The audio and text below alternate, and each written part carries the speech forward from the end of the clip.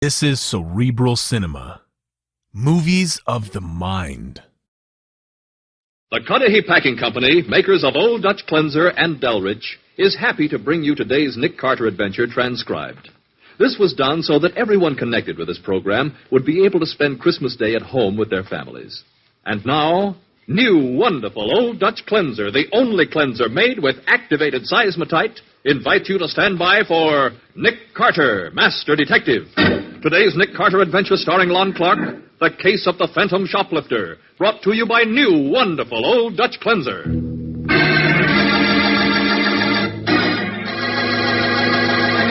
It is mid-afternoon as Sergeant Mathison and Nick Carter in a speeding police car turn into a street of cheap rooming houses. You can understand, Nick, that Warren's specialty shop can't stand losing all those expensive fur coats, even if it is a big woman's store. You sure it's the work of shoplifters? Sure. And we think Peggy Mathews, the girl we're going to see, is one of the shoplifters. Mm-hmm. Any reason to pin it on her? Well, one of the store detectives spotted her in the store this afternoon, but she got away from him. But after she left, another fur coat was gone. You just found out where she lives, huh? Yeah, we learned who she was from a beautiful set of fingerprints she left on a plastic case she'd been handling. So I got a warrant to pick her up on suspicion. How many fur coats have they lost, Matty? Oh, a dozen or more, Nick. Each of them worth over $3,000. Hey, quite a loss. Yeah. Must have been mink, huh? They were. What do you want? What?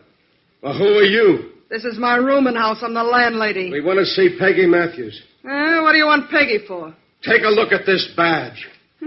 Couple of flat feet. Whoa, Okay, second floor, turn right, enter the hall. Well, that's better. Come on, Nick. Right with you. Now hope you fall and break your head. Thanks. She said turn right at the top of the stairs.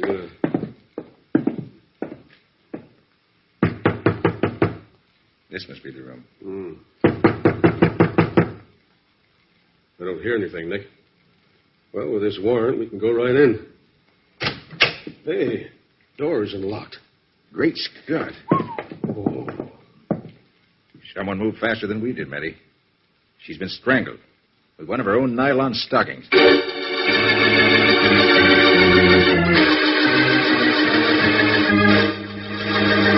Nick and Matty are back in the murdered girl's room after unsuccessfully searching the house for the killer. Several men from the homicide squad have just arrived and are going to work as Patsy Bowen hurries in. I came as fast as I could, Nick. Oh, you didn't tell me it was a murder. We called you, Patsy, because we thought this needed a woman's touch. Oh? Yeah, this dead woman is Peggy Mathews, Patsy. Uh-huh. She's a shoplifter who was seen acting suspiciously in the Warren specialty store this afternoon, just before another mink coat disappeared. Is this the coat here on the chair? No, we found that one in her clothes closet. She bought it a month ago in a small fur shop downtown. Now, there's a label in the coat, and we phoned the store to check it. She paid $400 for it. $400 for this rabbit skin? Yeah. Oh, she got stuck, but good. That's why I wanted you to see it, Patsy. I needed your opinion. Oh. Hey, Nick, look, I've been thinking. Maybe we ought to bring the manager of the fur department of Warren's specialty shop down here to look at her, just to be sure this is the girl he saw, huh? Good idea, Matty. Come on, Patsy. We'll bring her back here as soon as we can, Matty.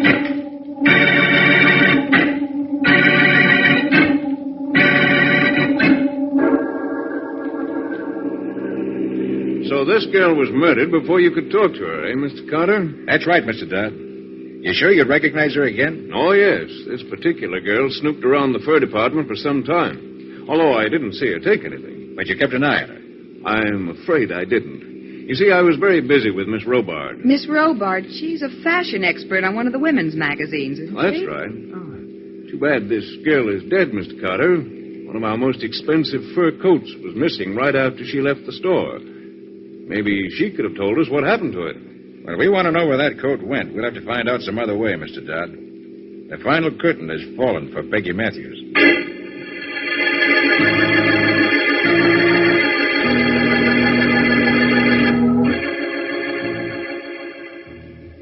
Well, Mr. Dodd, is this the woman you saw in your department store this afternoon? Yes, Sergeant, I'm certain of it. No question at all. Uh-huh. Well, okay, Mr. Dodd, and thanks for coming down. Oh, Patsy and I'll run you back to the store, Mr. Dodd. We want to get a full description of the stolen coats anyway. Can we leave at once, Mr. Carter? You see, Miss Robard is waiting for me to get back. We've been in conference all afternoon, but there's still a lot left to do. Sure. We'll leave in just a moment. Hey, Matty. Yeah, Nick. Did you dig up anything where we were going? Well, just one thing, Nick. The landlady broke down, finally, told me that Bruno Seeley has come here to see Peggy a couple of times recently. Bruno Seeley, eh? Smart character. I'll have a talk with him shortly. Oh, Mr. Dodd, would you give me your expert opinion as to the value of this fur coat? It belonged to Peggy. She didn't shoplift that from our store, Miss Bourne.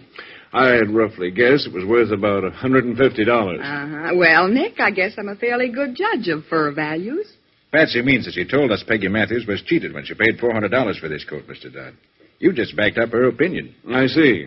Well, I don't think Miss Mathews minds being cheated anymore. Shall we go?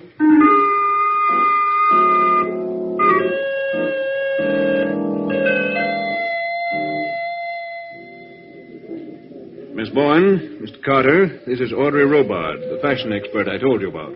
Hello, Miss Robart. How do you do? How do you do, Miss Robart? I'm familiar with your work in the magazines. It's lovely. Why, thank you, Miss Bowen. Oh, Nick, just look at all these gorgeous fur coats hanging on the racks here. Yeah. Hey, Mr. Dodd, tell me, just how many coats have shoplifters taken from this store? Why, I can't say exactly. I don't have the figures. Are the prices on the coats? I mean, could anyone tell they were getting the best just by looking at the price tags? No, indeed. Each coat is marked with a code number. Only the sales lady knows what it sells for. And you have no idea how the coats were smuggled out of here? None at all, Mr. Carter. The store detectives assigned to this department have spotted shoplifters dawdling about, followed them to the street, and stopped them. But although we found a number of stolen items, there wasn't a single fur coat. Well, I don't think you're too careful with your coats, Mr. Dodd. All the time we've been talking, there's been a lovely coat lying right there on that display table with no one near it. Oh, that's my coat, Miss Bowen. I threw it down there as I came in. And it's not as nice as it looks from here. Oh, well, you've had it a good many years, Audrey. Nothing lasts forever. How right you are. Mr. Carter, why don't you go up and see Mr. Warren, the owner of the store? He might be able to tell you things I couldn't. Yeah, good idea. Is he here? Well, it's almost closing time, but I'm sure he's here. He never leaves until later than this. His office is upstairs, 4th floor in the rear. Good. I'll go see him. We need every scrap of information we can get.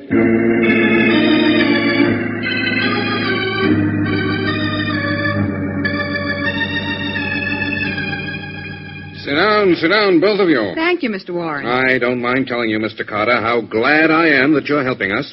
Tell me, Mr. Warren, just how many coats have been stolen? 15. And the cheapest of them retail for $3,100. Oh, say, they really made a haul, didn't they? Over $50,000, Miss Bowen. Golly. Your store detectives haven't seen anything suspicious? Well, there is one rather odd thing. What's that?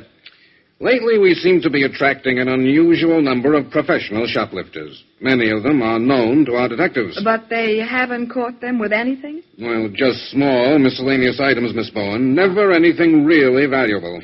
There's no way of smuggling the coats out through a crooked employee, perhaps. Absolutely not, Mr. Carter. Why, we've checked that thoroughly. Yet we're completely at a loss to know how the coats get out of the store. Well, thanks, Mr. Warren. Oh, not at all, Mr. Carter, not at all. Now, please don't hesitate to call on me for any sort of help at any time. I will. And we may have news for you soon. Good. We got one clue that may lead us somewhere. In fact, we're going to see the man in question right now.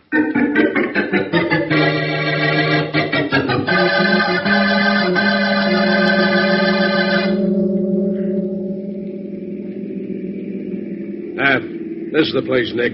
Seeley's Bargain Outlet. So that's what he called it.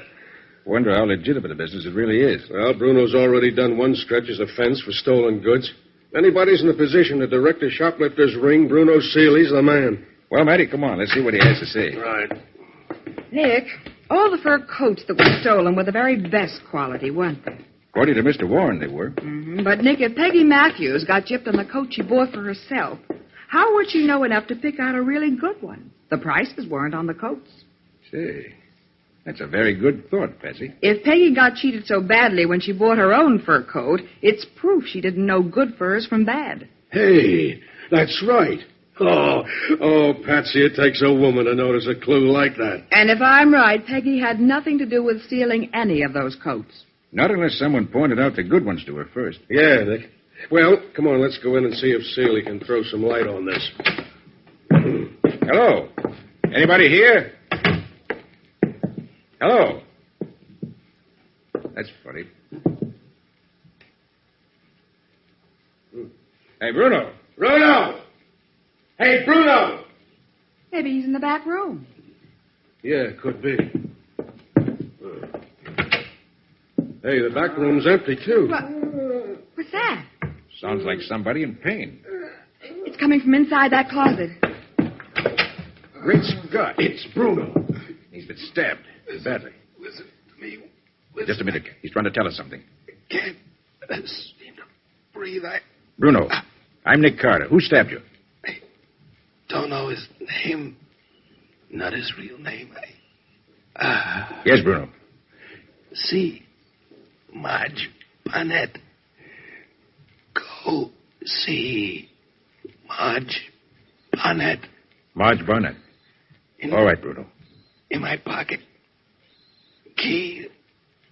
Post office box. Clark Street Station. Package. Nick, I better call an ambulance. That won't be necessary, Matty. He's dead.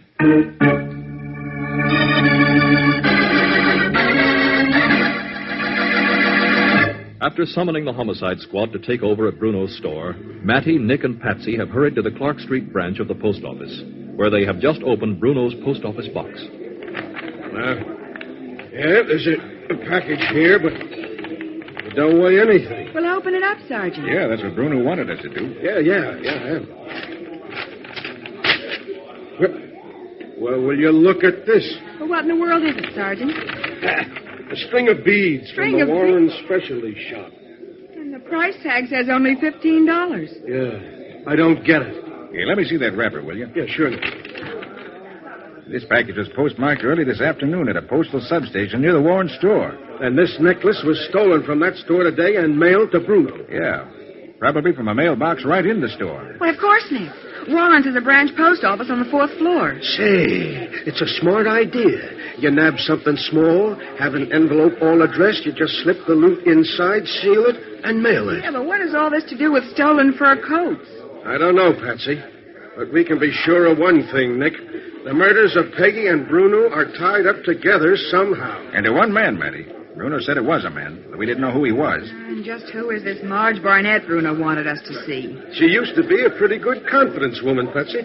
Confidence woman? Yeah, Patsy. Lots of these confidence women turn to shoplifting when they begin losing their nerve or their looks. Look, I can get her address from our records, Nick. And you and Patsy can go and see her, huh? Sure, Matty. I'm going back to Bruno Seeley's store. I want to finish my report. Okay, Matty.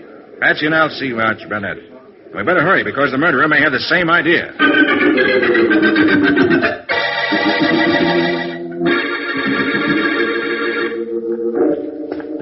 Oh, Nick, this is Marge Barnett's apartment.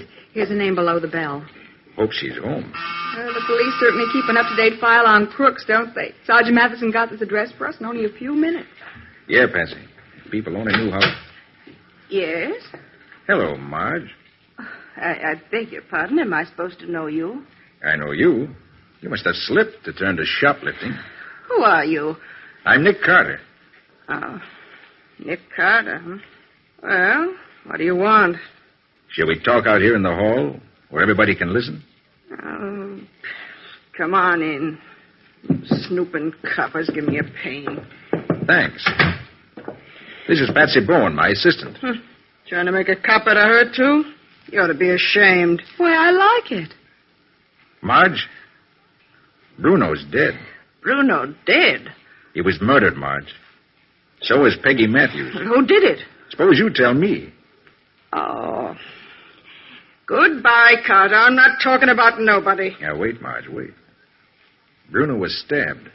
When we found him, he still had a few seconds to live, and the last thing he told us was to come and see you. Bruno said that, did he? He did.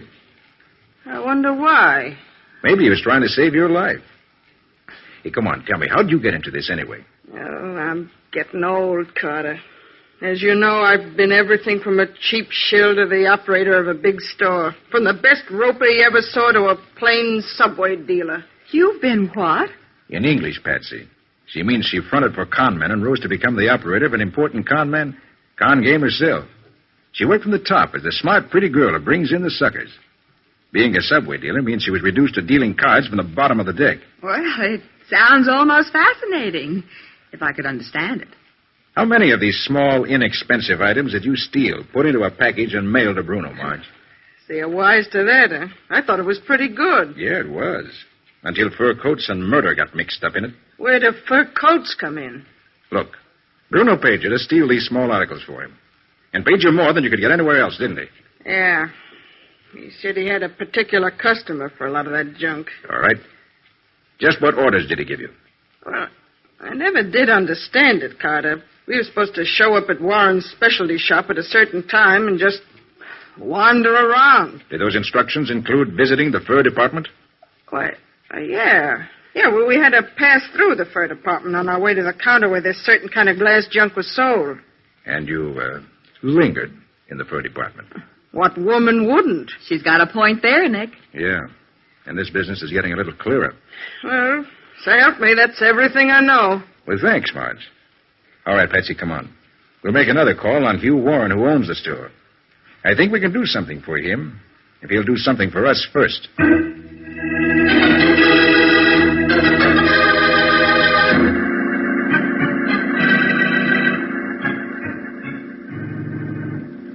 I hate to bother you at your home like this, Mr. Warren. It's perfectly all right, Mr. Carter. Perfectly all right. I hope we're not interrupting your dinner, Mr. Warren. Dinner? Why, Miss Bowen, it's after 9 o'clock. Oh, Well, so it is. We've been pretty busy. Well, have you learned anything? Enough so I think we're on the right track, Mr. Warren. Good, good. We'd like a key to your store and permission to go inside tonight. I want to look around a bit. Why, I think that could be arranged. But a word of warning, Mr. Carter. This store is wired for burglar alarms, not only the outer doors, but many places inside the store. For example, the door to the cashier's office will flash an alarm if it is entered without a key. And there are other things to look out for, too. We'll be careful, Mr. Warren. I think you'll have no trouble if you follow my directions. Now, if you have a pencil, I'll give you a list of things to watch out for.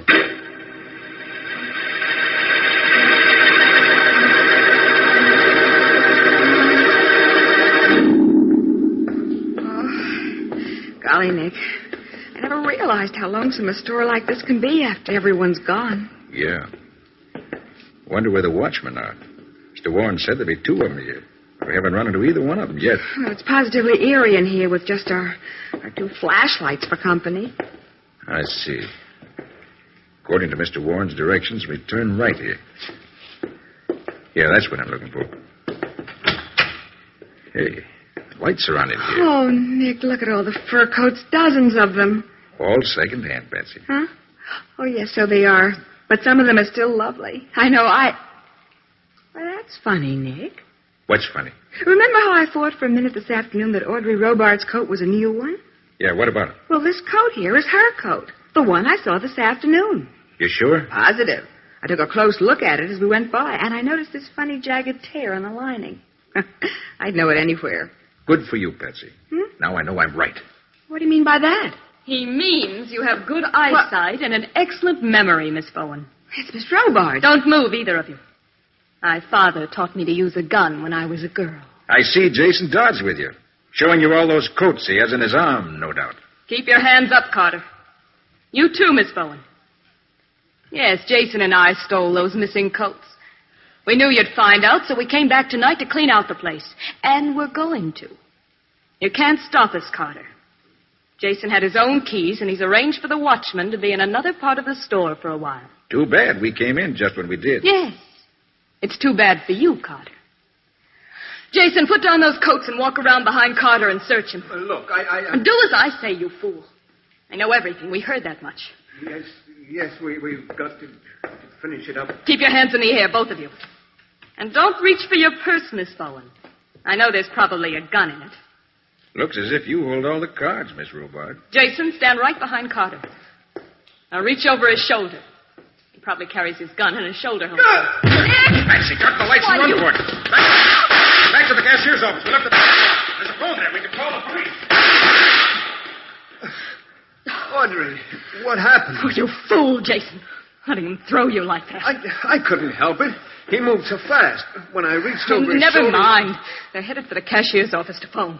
Well, we can stop that. The switchboard's right over there. I can even find it in the dark. And then find it. If we can stop them from calling for help, we've got them cornered.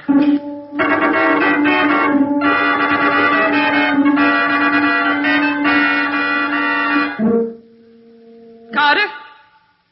Carter, I know you're in that cashier's office. Then come and get it. Audrey, let's get out of here. Not before I take care of Carter and the girl. How? How are you going to do it? Listen, they're in the cashier's office. And that's the only door right ahead of us. Yes, but... Oh, stop sniveling. We got Carter's gun. Miss Bowen dropped her handbag, and I found her gun in it. Yes, that means yes. they're unarmed. We can smash the glass panel in the door of the cashier's office and get them that way. But, Audrey... Grab one of those chairs and throw it through the glass. Okay, I guess you're right. Here goes. Oh, there, that does it. Carter, you can come outside and get it, or I'll come in after you. It makes no difference to me.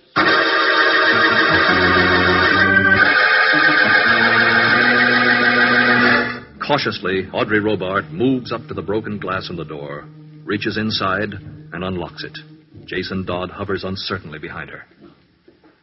Carter, are you coming out? All right, if you won't come out, I'm coming in. Stay beside me, Jason. There aren't many places they can hide. Please hurry. It's been at least 10 minutes since I smashed that door. You're so darn careful. Take it easy. Even without a gun, Carter's still pretty... Okay, you two. Drop the guns or we'll drop you. Cops! The police. I said drop those guns. In 1 second we start shooting. Okay. Okay, we give up. You, Dodd, kick those guns my way. All right. That's better. Nick. Hey, Nick. Are you in there? Right here, Matty. What kept you? What kept me? Listen, it's not 10 minutes since the alarm came into headquarters. What alarm are you talking about? The alarm you sent in, Miss Robart. What? I made you smash the glass panel in the door to the cashier's office. And when the glass broke, a burglar alarm went off automatically in police headquarters. You turned yourselves into the police.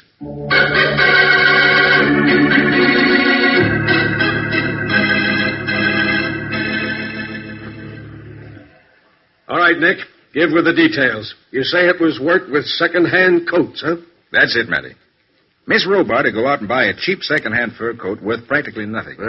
Then when she came to the store to see Dodd, which was practically every day, she'd leave the old coat and walk out with a new mink coat.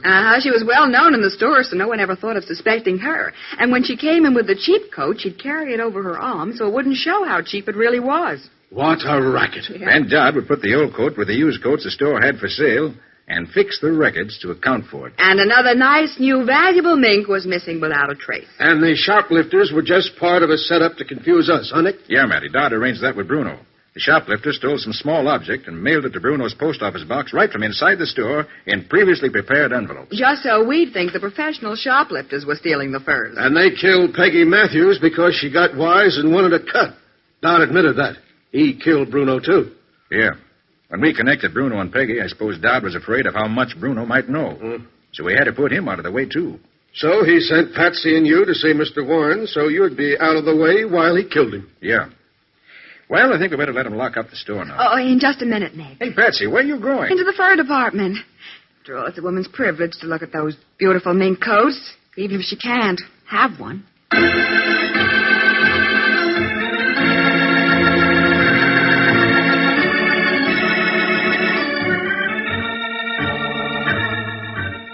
Nick Carter, Master Detective, is produced and directed by Jock McGregor and is copyrighted by Street and Smith Publications, Incorporated. Lon Clark is starred as Nick, and Charlotte Manson is featured as Patsy. Ed Latimer plays Matty. Today's transcribed adventure was written by Norman Daniels, with original music played by Henry Silverne. This program is fictional, and any resemblance to actual persons, living or dead, is purely coincidental. This is Michael Fitzmaurice saying, when minutes count, use new, wonderful Old Dutch Cleanser.